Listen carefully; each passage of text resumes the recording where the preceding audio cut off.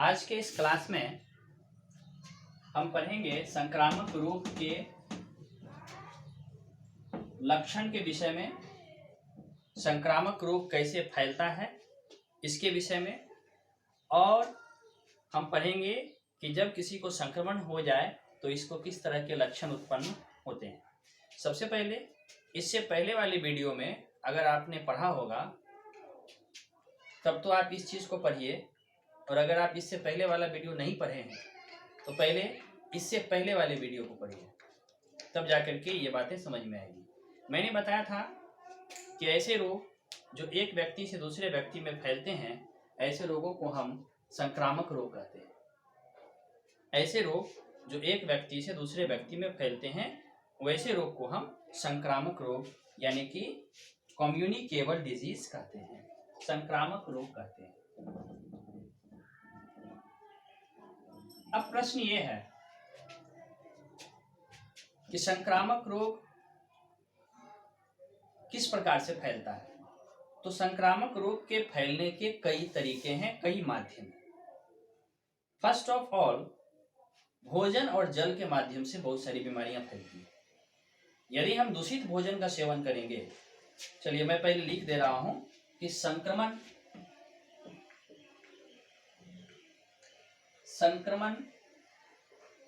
के माध्यम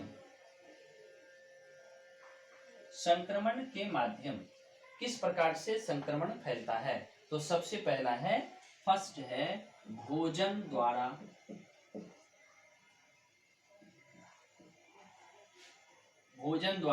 सेकेंड है जल द्वारा, और थर्ड है वायु द्वारा।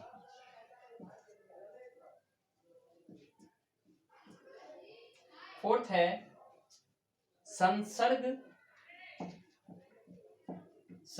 से, चोट लगने से,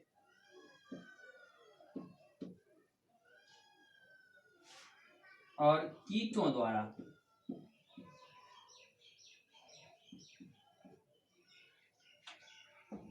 यद्यपि संक्रमण के फैलने के और भी तरीके हैं, लेकिन मुख्य तरीकों के विषय में आज हम पढ़ेंगे कि संक्रमण फैलता है by food, by water, by air और बाय कॉन्टैक्ट, चोट लगने से और कीटों के द्वारा। तो इसी पर हम आज चर्चा करेंगे। भोजन, यदि हम दूषित भोजन करेंगे, अर्थात भोजन में कई प्रकार के जीवाणु या अन्य प्रकार के सूक्ष्म जीव यदि उस भोजन को प्रदूषित कर चुके हैं, तो ऐसे भोजन के ग्रहण करने के उपरांत वे सूक्ष्म जीव भोजन के माध्यम से हमारे आमाशय में प्रवेश कर जाते हैं, और फिर आमाशय में जाकर वह कई तरह की बीमारियां उत्पन्न करते हैं।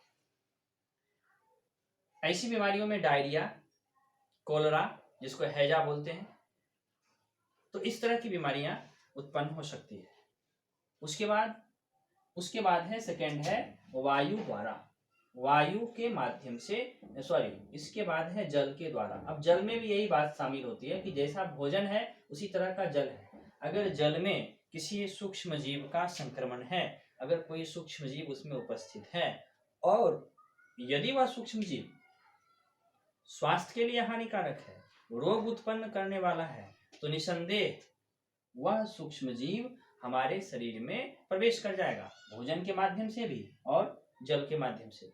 अब दोनों ही स्थितियों में जब यह हमारे शरीर में प्रवेश कर जाएगा तो रोग पैदा करेगा, जैसे डायरिया, जैसे हैजा। विब्रियो कोलेरी से हैजा फैलता है।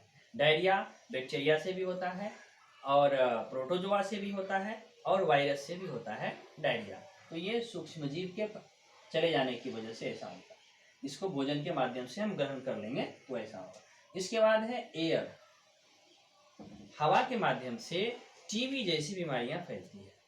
किसी भी व्यक्ति के खांसने अथवा छींकने से उसके जो ड्रॉपलेट्स होते हैं, खांसी और छींक के जो कण होते हैं, ये कण हवा में घूमते रहते हैं और नासिका के माध्यम से वह हमारे फेफड़ों में प्रवेश कर जाते हैं। तत्पश्चात यह हमारे फेफड़ा को संक्रमित कर देते हैं और टीबी जैसी बीमारियां उत्पन्न हो जाती है। उसके बाद है संसर्ग से, कुछ व्यक्तियों के कांटेक्ट में आने से, उसके संपर्क में आने से कुछ बीमारियां फैलती है, जैसे कि निमोनिया। स्ट्रेप्टोकोकस निमोनी नामक जीवाणु से निमोनिया की बीमारी होती है। एक दूसरा एक उदाहरण ले लीजिए इसका, जिसको हम साधारण कह सकते हैं कॉमन कोल्ड, सर्दी खांसी। तो ये सर्दी खांसी की जो बीमारी है ये राइनो वायरस से होती है। अब जो व्यक्ति अपना मोबाइल इस्तेमाल करता है, अब उसके मोबाइल को, संक्रमित व्यक्ति के मोबाइल को अगर कोई थर्ड पर्सन अगर उसका भी इस्तेमाल करे तो वह बीमारी कम्युनिकेट कर जाएगी। अब मान लेते हैं, सपोज करते हैं कि यह मार्कर है। अब ये जो मार्कर है, अब मुझे सर्दी हो रखी है, इस मार्कर का इस्तेमाल मैंने किया, अब इसी मार्कर का इस्तेमाल अगर आप भी करते हैं तो ऑफकोर्स बीमारी हमसे आप में ट्रांसफर हो जाएगी। जैसे कि हम बोतल का इस्तेमाल करते हैं, ये बोतल है और इसका इस्तेमाल अगर कोई दूसरा व्यक्ति करता है तो यह बीमारी एक दूसरे से सेपरेट होती है। ये है कॉन्टैक्ट। हम किसी से हाथ मिलाते हैं तो उसके हाथ में बहुत सारे सूक्ष्मजीव उपस्थित रहते हैं। ये सूक्ष्मजीव हमारे हाथों के संपर्क में आने से वो हमें भी आ सकते हैं। इस तरह से ये बीमारियां कॉन्टैक्ट के माध्यम से हो सकती हैं। उसके बाद चोट के माध्यम से, यदि किसी व्यक्ति को चोट लग गया हो और उस हिस्से पर जख्म बन जाए, मान लेते हैं कि हाथ में चोट लग गया या पैर में चोट लग गया और कुछ हिस्से पर जख्म बन गया हो, तो उस जख्म पर मक्खियां आती है। अब मक्खियां जब आती है तो मक्खियों के माध्यम से उस जख्मों पर सूक्ष्मजीव भी आते हैं और वो बीमारियों वाले सूक्ष्मजीव उस संक्रमित उस स्थान को पहले संक्रमित करते हैं और फिर वह धीरे धीरे हमारे रक्त में या हमारे शरीर के अन्य द्रवों में घुल जाते हैं और उसके बाद वो बीमारियां फैलाते हैं।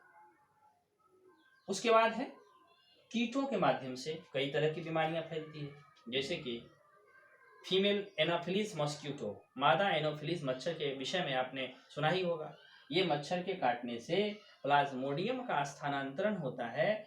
स्पोरोजोइटिक अवस्था में मलेरिया पैरासाइट्स एक व्यक्ति से दूसरे व्यक्ति में ट्रांसफर हो जाते हैं इस मच्छर के माध्यम से, और तब जाकर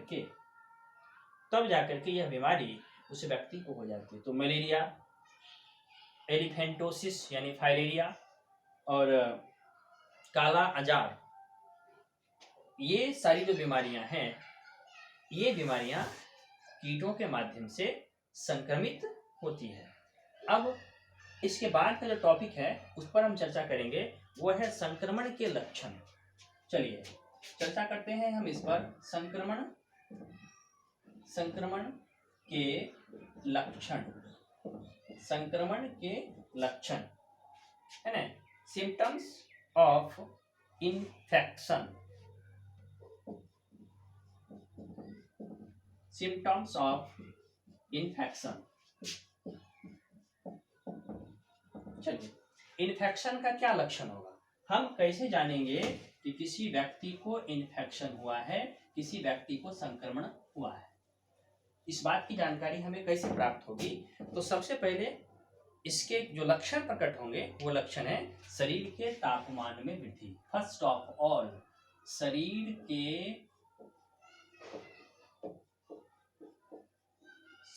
के तापमान में वृद्धि, उस व्यक्ति के शरीर के तापमान में वृद्धि हो जाएगी। सेकेंड क्या है, हृदय गति में वृद्धि,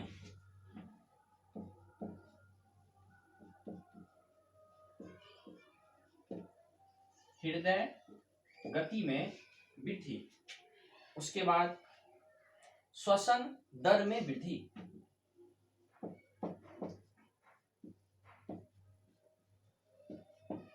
श्वसन दर में वृद्धि। जीभ का सूखना,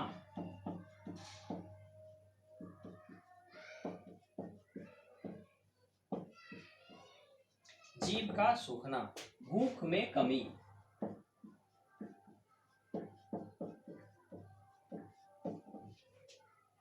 और मूत्र का गाढ़ा एवं पीला होना। और WBC के प्रतिशत में कमी।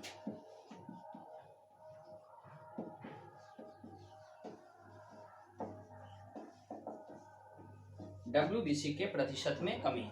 अब देखिए ये सारे जो लक्षण हैं, शरीर के तापक्रम में अगर वृद्धि हो जाए, शरीर का तापमान बढ़ जाए अर्थात फीवर आ जाए, बुखार आ जाए, तो समझना चाहिए कि कोई संक्रमण हो गया।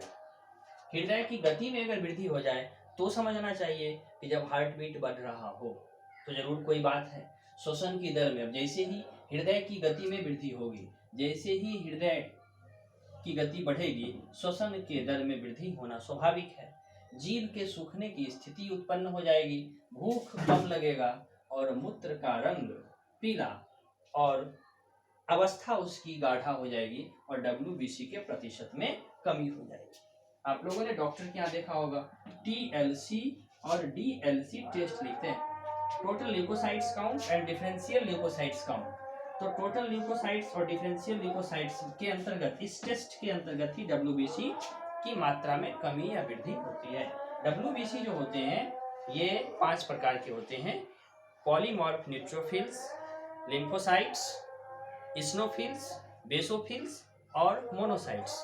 तो इसकी संख्या में अगर प्रतिशत में कमी अथवा वृद्धि हो जाए, हृदय की गति बढ़ जाए, शरीर के तापमान में वृद्धि हो जाए, श्वसन दर में वृद्धि हो जाए, जीभ सूखने लगे, भूख में कमी हो जाए, मूत्र का रंग गाढ़ा और पीला हो जाए, तो ऐसी स्थिति में समझ लेना चाहिए कि व्यक्ति को कोई न कोई संक्रमण हो गया है, संक्रमित बीमारी हो गई है।